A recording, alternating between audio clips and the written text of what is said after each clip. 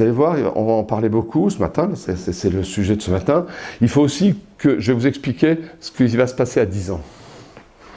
Parce que les gens nous disent, l'administration fiscale, ils sont fous, c'est pas possible, ils feront machine arrière.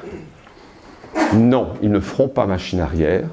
Tout simplement que dès que vous utilisez en France, en Europe, dans le monde occidental, donc tout ça, ce dont on va parler là, de la fiscalité, de ce que moi je vais vous appeler maintenant, là, après avoir parlé de la transition numérique de l'expert comptable, je vais passer à la transition numérique de l'administration fiscale.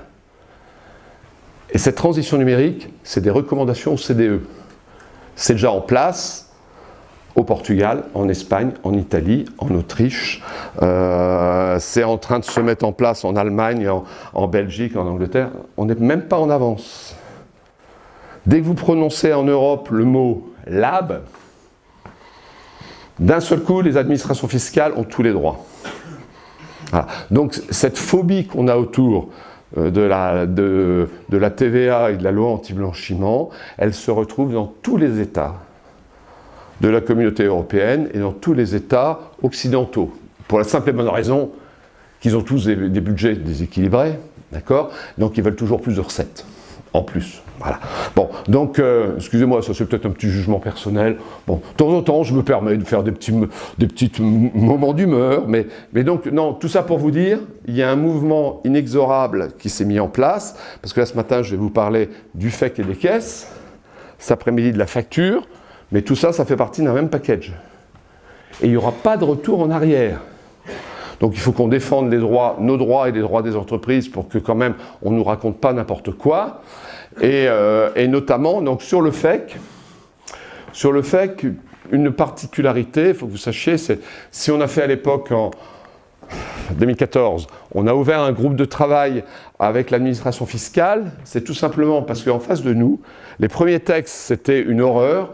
Les premiers textes, c'était une horreur parce que, au niveau national, l'administration centrale, tout ce qui est la direction du contrôle fiscal, elle est tenue par ce qu'on appelle des DVNistes. C'est-à-dire, c'est des gens, c'est des professionnels de la DVNI, Direction des vérifications nationales informatiques. Et donc, la seule chose qu'ils connaissent, c'est le CAC 40, SAP, Oracle, PeopleSoft. Voilà. Donc, ça ressemble beaucoup à une comptabilité telle que nous, on les connaît. Et donc, quand on a commencé à discuter avec eux, ils ignoraient tout des 3 millions de TPE dont on s'occupe. Donc au début, ça a été un... Et donc soyez pas surpris, on a fait d'ailleurs ce groupe de travail, on était à deux à animer ce groupe de travail, donc avec Marc Lamordeguel, qui est un spécialiste de la grande entreprise, du contrôle fiscal depuis toujours, donc il connaît parfaitement les groupes SAP et compagnie, ce qui nous a permis à chaque fois d'imposer à l'administration fiscale une double définition. Donc il y a plein de moments où je vais vous dire, vous voyez, telle date, la validation, la date comptable, ceci, cela, les pièces, pas mal de choses. Très souvent, je vais vous donner deux réponses. Suivant que je suis dans un ERP d'un groupe, ou suivant que je suis dans une comptabilité à brouillard classique, telle qu'on les utilise dans nos cabinets, ou telle que les utilisent les TPE. Voilà. Donc ça, on a réussi à le faire, parce que, à chaque fois, on a présenté à des gens qui connaissaient qu'une seule facette de la comptabilité, on a réussi à leur présenter l'ensemble des dossiers. Et d'ailleurs, c'est pour ça que si vous avez affaire à un SIE local, il peut vous donner une réponse, alors que l'administration centrale va vous dire l'inverse. Bien sûr.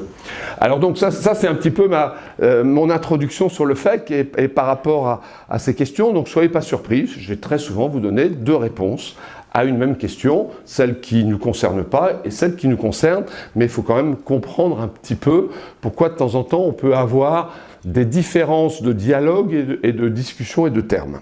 Voilà. Alors on y va. Donc fichier d'écriture comptable, les caisses, bien sûr, on est en pleine actualité. La semaine dernière, la DGFiP nous avait promis le BOFIP pour ces jours-ci. J'espère qu'ils ne vont pas amener un nouveau truc, sinon je le lirai la nuit, puis je l'ajouterai à ma presse. Non, ils nous l'ont reporté de 2 semaines, à peu près, ils nous disent 2 semaines. Bon, 2 semaines, ça fait que le calendrier que je vous ai marqué là, il sera dans les clous. Sur 2 semaines, ça en fera 4.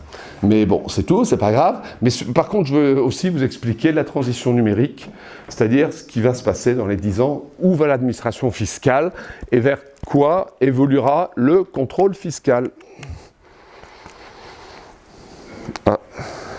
Alors celui-là, c'est peut-être les piles. Ouais, celui-là c'est les piles. Je vais essayer de... Elle m'a mis des piles neuves sur le deuxième, celui qui marche un petit peu moins. Merci, je te remercie. Hop. On va pas se laisser démonter. Hein. Bon, hier j'étais en présentation, c'est mon ordinateur qui a lâché. Bon, c'est tout. De temps en temps, il faut faire avec. Faut essayer de pas trop se démonter dans ce cas-là. Bon, c'est tout. Bon, donc on va... Important vers où on va. Parce qu'il faut avoir le sens de l'histoire, il faut comprendre les grands principes.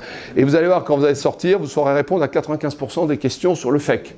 Parce que vous aurez assimilé, je vais insister sur les grands principes. Et il y a deux, trois principes, à chaque fois je vais dire, non mais ça, reprenez le principe et vous avez la réponse. Voilà. Donc c'est important de bien avoir ça en tête. Bon, au début, je passe rapidement les obligations légales. Je vous mets les textes, tout ça, je vous les mets, comme ça vous les avez si vous avez un titre documentaire. Mais je n'ai pas du tout l'intention de vous parler, de vous détailler l'article 14. Par contre, si quand même, voilà, il y a un texte important, il y en aura deux que je vous dirai après. Alors, qu'est-ce que ça change un petit peu par rapport à ça depuis le 1er janvier 2014 ? Tout contrôle fiscal démarre par la remise du FEC des 3 années contrôlées et éventuellement du 4e en cas d'extension de TVA. Bon, alors pour nous cabinet, c'est un peu compliqué à mettre en place, mais le gars qui est en face de vous, hein, le vérificateur qui vient me voir, lui aussi, il n'y a aucune raison, ça lui pose moins de problèmes qu'à moi. Hein, et donc, de temps en temps, ne soyez pas surpris d'avoir des vérificateurs soit vachement à l'aise là-dedans, ceux qui sortent tout frais moulus de l'école. Puis, l'année dernière, j'en ai eu un comme ça qui m'a dit « Bon, je prends les FEC parce que je suis obligé de les prendre, mais ça vous ennuierait pas de m'envoyer les journaux et puis le grand livre en PDF ?»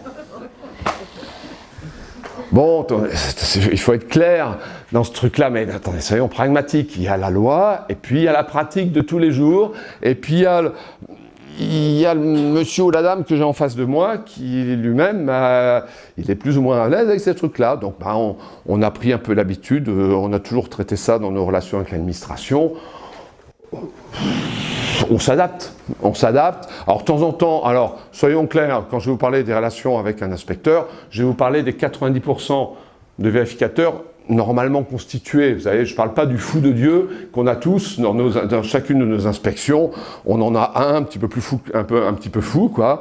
Bon, celui-là, j'en parle pas. Hein. Je parle de celui, j'ai toujours parlé dans la vérification de comment ça se passe avec un vérificateur, un contrôleur, une contrôleuse, un inspecteur, une inspectrice qui fait normalement son boulot, qui représente 90% des vérificateurs. Bon, alors les textes importants, oui, les BOI du 13 décembre de 2013, ils sont importants, et puis bien sûr le texte de référence, puis ce qui nous écrit tout le FEC, c'est l'arrêté du 29 juillet. Bon, je sors vite des textes. Alors voilà, premier focus, parce que je vais faire quelques focus, je vais faire 3-4 focus importants, parce qu'il y a de grosses erreurs, il y a de grosses erreurs d'interprétation et des choses qui ne sont pas bien comprises. L'article 14 de la loi de finances de 2012 nous a parlé de la modification d'un article. Le FEC, c'est un article, c'est le L47A1. Merci. Le L47A1. Le L47A1 définit clairement que tout contrôle fiscal démarre par la remise d'un FEC et ne prévoit que ça. Il ne prévoit pas la suite du contrôle fiscal. La suite du contrôle fiscal, c'est-à-dire le fait qu'on me demande des informations complémentaires, qu'on va me demander le détail de ma caisse, le détail de ma gestion commerciale, des factures, des ceci, des cela, on peut me le demander, d'accord? Mais ça, c'est une demande complémentaire qui se trouvera dans le cadre du 47A2, c'est-à-dire des textes plus anciens, hein, qui existent déjà, qui avaient été mis en place en 2006 et 2008. Voilà. Et donc tout ça, il n'y a pas de changement sur... Voilà. Il n'y a pas de changement sur ce deuxième texte, le 47A2. Le nouveau texte, c'est uniquement le 47A1. Il ne faut pas que j'appuie dans tous les sens. Voilà. Donc c'est bien important. Le FEC, c'est uniquement la remise initiale de la compta. Si on vous demande des informations complémentaires, ce n'est pas sous forme FEC. C'est sous une forme libre.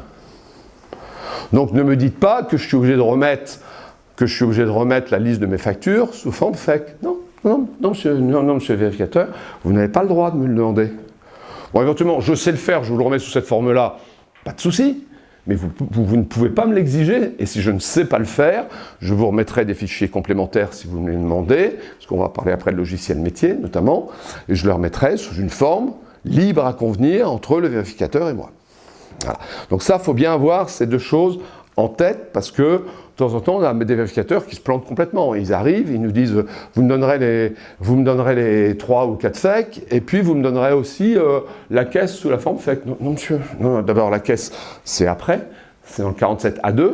Il n'a même pas le droit, normalement, de le demander. Il n'a pas le droit de le demander sur la première, sur l'avis de vérification, puisque c'est ultérieur. Bon, voilà. Donc, très clairement, il faut faire un petit peu attention à ça. Il faut connaître la procédure fiscale.